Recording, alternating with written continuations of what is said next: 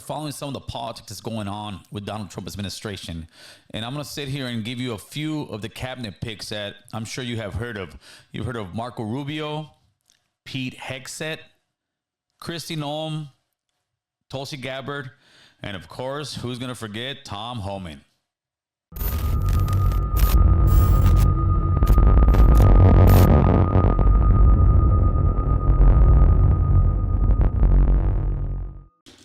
All right, first and foremost, all praise to God. We are here to inform, motivate, and educate.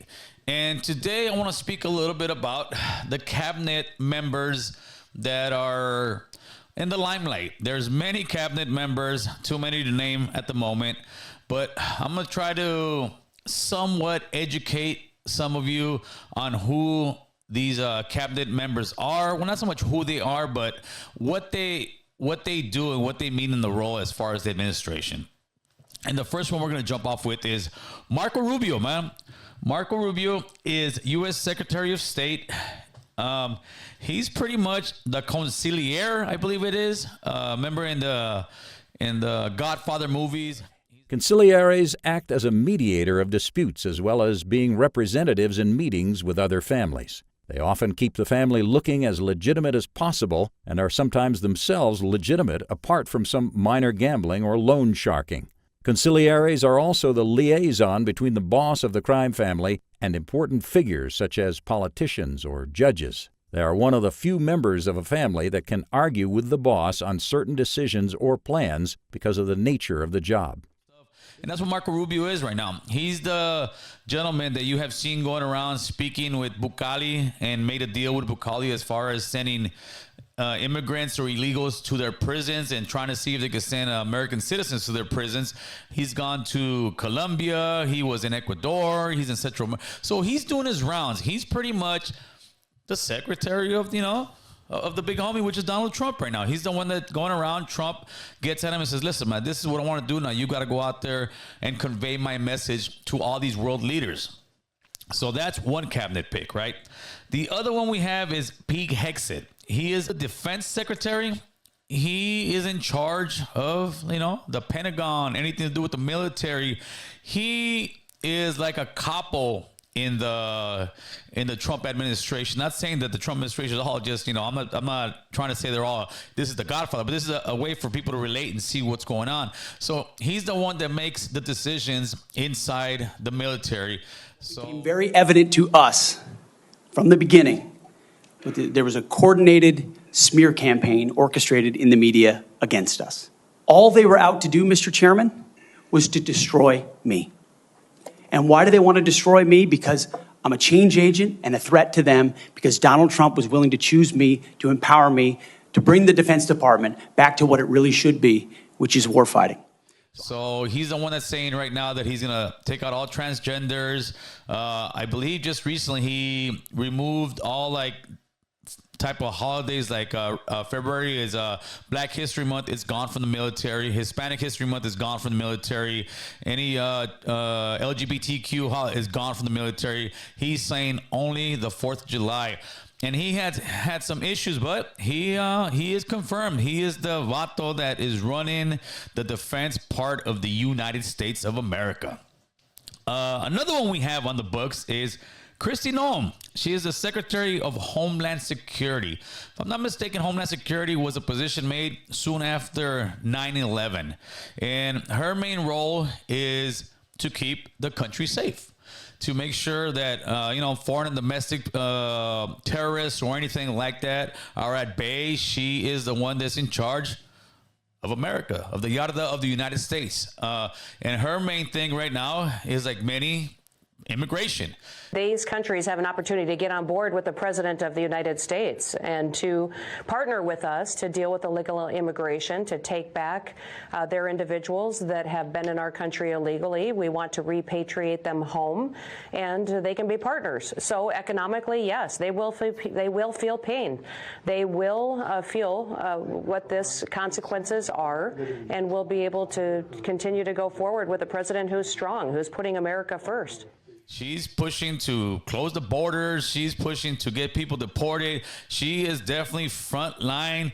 And that's most likely why Donald Trump picked her. Donald Trump is picking some hardliners. If there was on some street stuff, Donald Trump is picking nothing but gangbangers. The last administration, it was kind of a get-along gang and let everybody in, and that's why we're finding ourselves in the position. Well, I mean, there's much more in as far as immigration goes that everybody has a little bit of a fault in, but she's in here and she's definitely going to be putting in work. The next one we have on board is Tulsi Gabbard, intelligence chief. She pretty much will be in charge of the CIA, national security. She would be the one in charge of giving Donald Trump the briefings of what's going on around the world. And she also got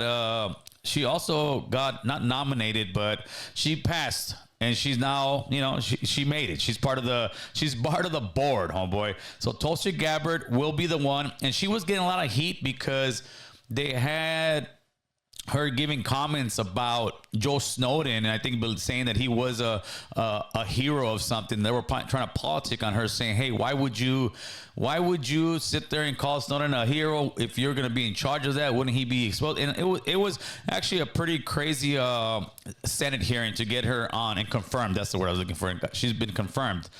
Title I of FISA was used illegally to obtain a warrant to spy on Trump campaign advisor Carter Page, using a Clinton campaign-funded false dossier as their so-called evidence.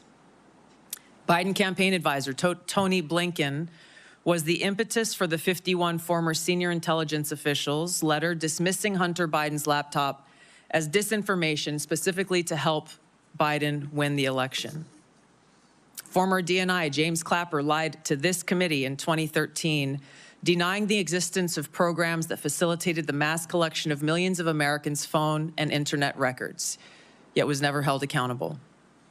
Under John Brennan's leadership, the CIA abused its power to spy on Congress, to dodge oversight, lied about doing it until he was caught, and yet has never been held responsible. But she's also now part of the Trump administration, but I believe she's actually a Democrat. So it'll be interesting to see how she handles it. Personally, with Tulsi, I believe she's a good pick. Now, Tom Homan. Who is going to forget who Tom Homan is? Tom Homan is the border czar.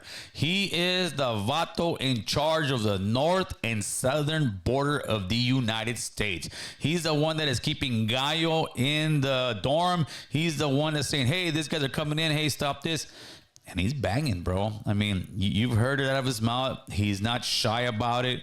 He is out here banging, using all the resources that are given to him by Donald Trump and the United States. And this guy's playing for keeps. This is some high-stake politics is what I've been trying to tell people. This is not something we can go in there and just... Well, look, I've said for a while that the cartels aren't going to take this lightly. When we secure the border, we're taking billions of dollars out of their pockets, right? Because they're making record amounts of money in alien smuggling, sex trafficking, women and children, and drugs. So they're not going to go away, quietly. They're going to fight this thing. So, we're going to take them on. Look, we got the military on the border now. Border patrol agents are well aware of the threats. There will be violence, and it's something we're prepared to handle. But I warn to the cartels: if they harm a border patrol agent, one of our soldiers, President Trump will not hesitate to take extreme action. I think President Trump would wipe them off the face of the earth, just like he did ISIS and the Caliphate. So I would think the cartels would pay attention. We have a strong president who's not going to take it. Scream, we're going to do this. No, man, we really got to come together, because this right here, these are the people that are frontlining for Donald Trump, right? And these people ain't playing, brother. These people are what they're doing is they're playing chess with us, man. And like with Rubio going to El Salvador, it's like, bro, El Salvador said, yeah, no problem, we're gonna do this. And he's going around negotiating, and all this stuff is how the country works, man. These are some of the few picks, and I just wanted to kind of get you guys a little bit of a knowledge. And I mean, now you can go ahead and Google him, look at some videos. That way you know who a lot of these players are, man. And there's many more, but these are some of the ones you see more often right now in the news. Of course, you got JFK trying to be, I believe, health secretary, and we'll see how that works out, because they're trying to say he is a anti-vax guy, but he's a guy who's questioned it. And in prior administrations, it's like you can't question it. You can't question anything. But we're gonna see here pretty soon if he'll be confirmed. Other than that, people, if you got anything else to put in, go ahead, leave a comment. Let's let the comment section go. You guys have a good one, and God bless.